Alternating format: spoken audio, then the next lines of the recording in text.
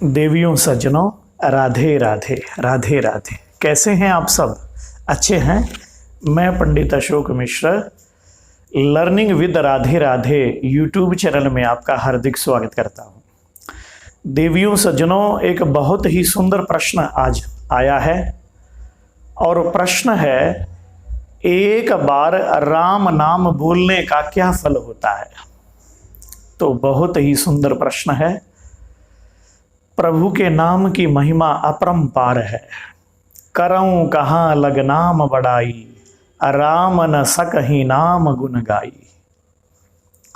करऊं कहाँ लग नाम बड़ाई, राम न सकहि नाम गुण गाई। तो चलिए प्रभु के नाम का आश्रय लें। पहले गोस्वामी तुलसीदास जी महाराज को हम प्रणाम करें कि जय सिया राम, जय जय सिया राम, जय सिया राम, जय जय सिया राम, जय सिया राम, जय जय सिया राम, जय सिया राम, जय जय सिया राम। मांगत तुलसी दास कर जोरे, मांगत तुलसी दास कर जोरे, बसहु राम सिया मानस मोरे। मांगत तुलसीदास कर जोरे, बसहु राम सिया मानस मोरे। प्रेम से कहो जय सीताराम, जय सीताराम। तो आज बहुत ही सुंदर प्रश्न है, एक बार राम नाम जपने का क्या फल है? तो देवियों सज्जनों, इस विषय में गोस्वामी तुलसीदास जी महाराज जी का एक बहुत सुंदर दोहा है। वे बोलते हैं कि नाम राम को अंक है, सब साधन है शून्य। अंक गए कछु हाथ नहीं, अंक रहे 10 गुण। कि प्रभु श्री राम जी का जो नाम है राम, वो पूर्ण अंक है और बाकी जितने भी साधन हैं वे सब साधन शून्य हैं। नाम राम को अंक हैं, सब साधन हैं शून्य। अंक गयो कछु हाथ नहीं। और यदि जीवन से अंक चला जाए तो हाथ में कुछ नहीं लगेगा। और यदि अंक है तो फिर वो 10 गुण्य साधन अपने आप बन जाते हैं। तो प्रभु के नाम की बड़ाई कहां तक की जाए, उतनी ही कम है।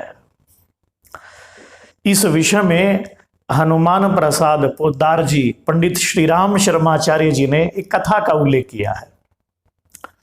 तो वही कथा में 5 मिनट की कथा है, बहुत सुंदर कथन है, चर्चा है। 2 भाई रहते थे। बड़े भाई का नाम था धर्मचंद और छोटे भाई का नाम था कर्मचंद।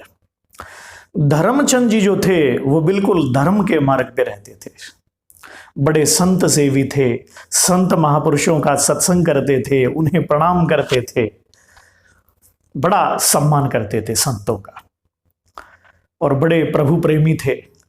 लेकिन छोटे भाई जो कर्मचंद थे वे पापाचार, अनाचार, व्यभिचार, दुराचार, इन सब में रत रहते थे। शराब पीते, अंडे खाते, जुआ खेलते, हर प्रकार के पाप में वे संलग्न रहते थे। तो बड़े भाई को उनकी बड़ी चिंता रहती थी कि ये कभी भी प्रभु का नाम नहीं लेता, संतों को गालियां देता है, इसका उद्धार कैसे होगा। तो एक दिन एक घटना घटित हुई। देवियों सज्जनों, अयोध्या से एक संत मंडली प्रभु के नाम का संकीर्तन करती हुई उनके नगर में पधारी। संत करते आ रहे थे, श्री राम जय राम, जय जय राम, श्री राम जय राम, जय जय राम, सीता राम जय सीता राम, सीता राम जय सीता राम, जय सिया राम, जय जय सिया राम। तो संत जो हैं भगवान श्री राम जी के नाम का संकीर्तन करते हुए उस गांव से गुजरे। तो बाहर ही खड़े थे धर्मचंद जी। तो धर्मचंद ने देखते ही संतों के श्री चरण कमलों में कोटि कोटि प्रणाम किया कि महाराज आइए, आपका स्वागत है, आप घर पधारिए और जलपान करिए, प्रसाद ग्रहण करिए। तो उसकी विनम्र मधुर वाणी को सुन करके संत गदगद हो गए और उसके घर पधारे तो चरणों में प्रणाम किया, प्रसाद बनाया बड़े प्रेम से और सभी संतों को प्रसाद खिलाया। तो संतों ने बड़ी प्रशंसा करी, क्या बात है, तुम तो बड़े श्री राम जी के प्रेमी हो। तो उसकी भक्ति की बड़ी प्रशंसा करी। तभी उसका छोटा भाई नीचे आया शराब पिए हुए और गाली देता हुआ। अरे ये कौन है? संतों ने पूछा।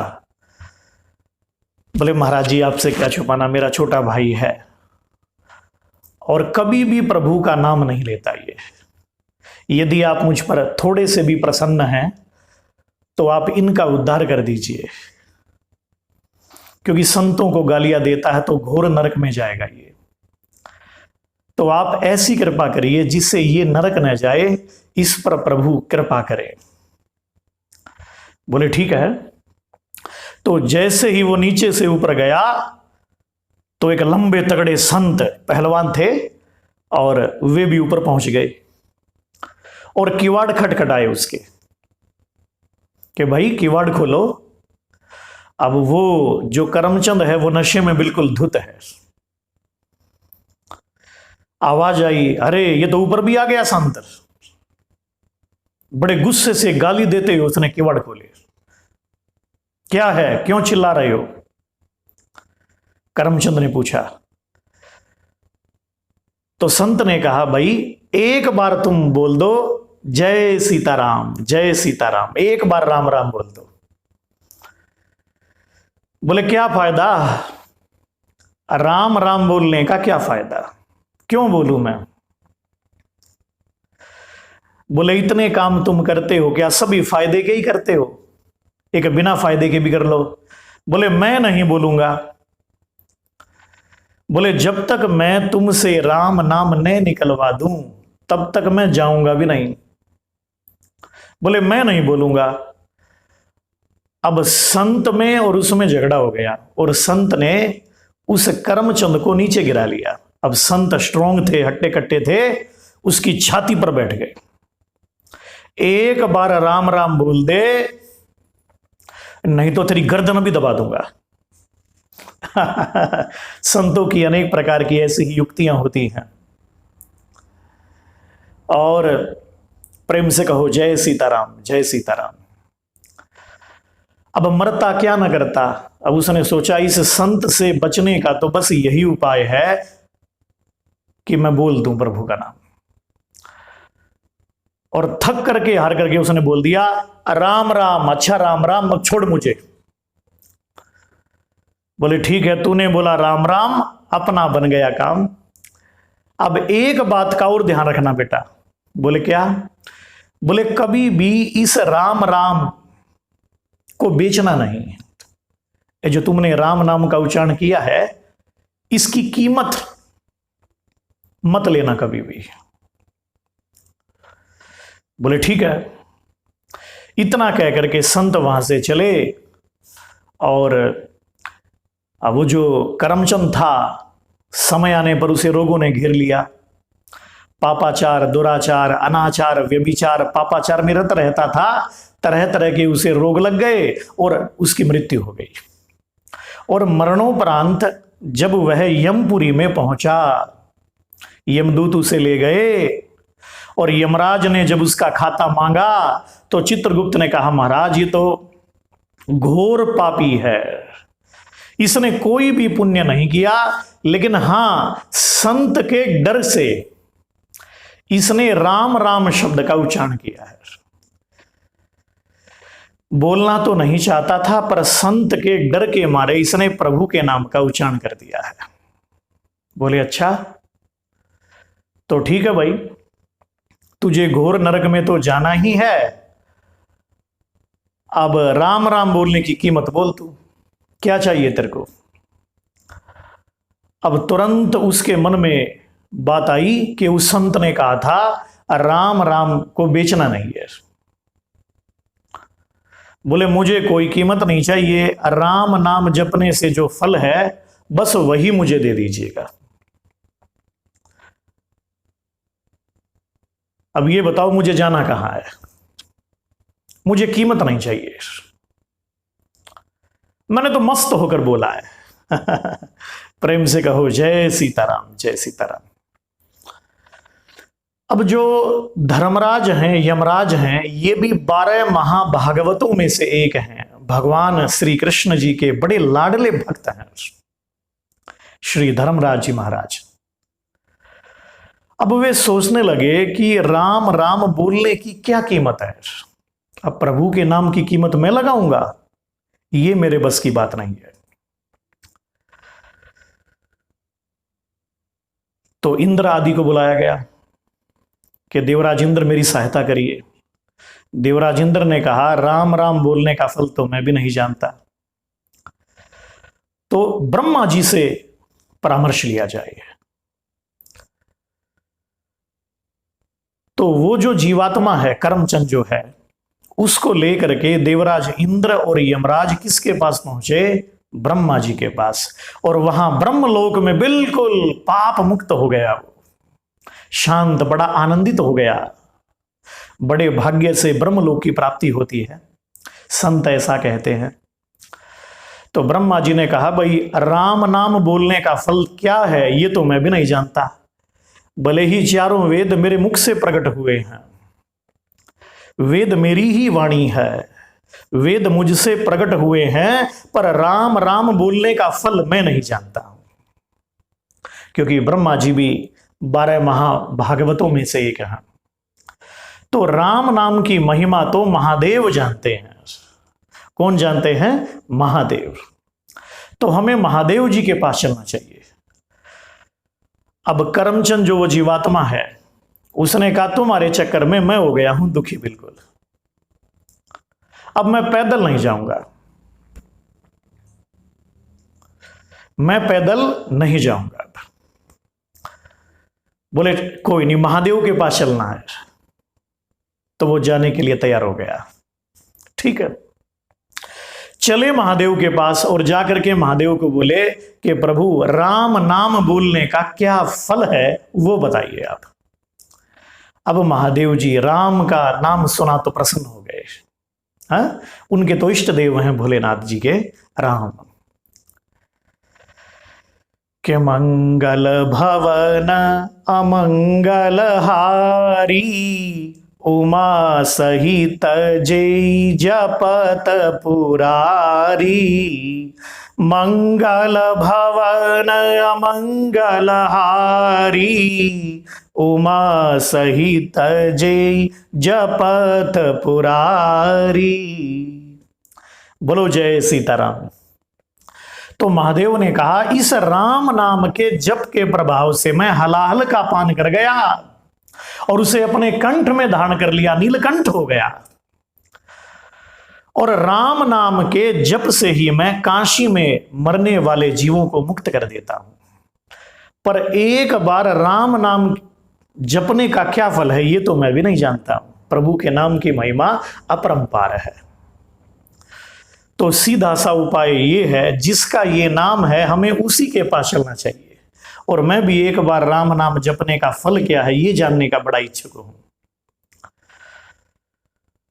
तो हमें नामी के पास चलना चाहिए, प्रभु श्री राम जी के पास चलना चाहिए। अब उस जीवात्मा ने बिल्कुल मना कर दिया कि मैं अब चलूंगा नहीं। अब एक युक्ति लगाई, यदि महादेव जी मुझे अपने कांधे पर बैठाएं तो मैं चलूंगा। तो महादेव जी तैयार हो गए। तो उस करमचंद जी जीवात्मा को स्वयं महादेव जी ने अपने कांधे पर बैठा लिया।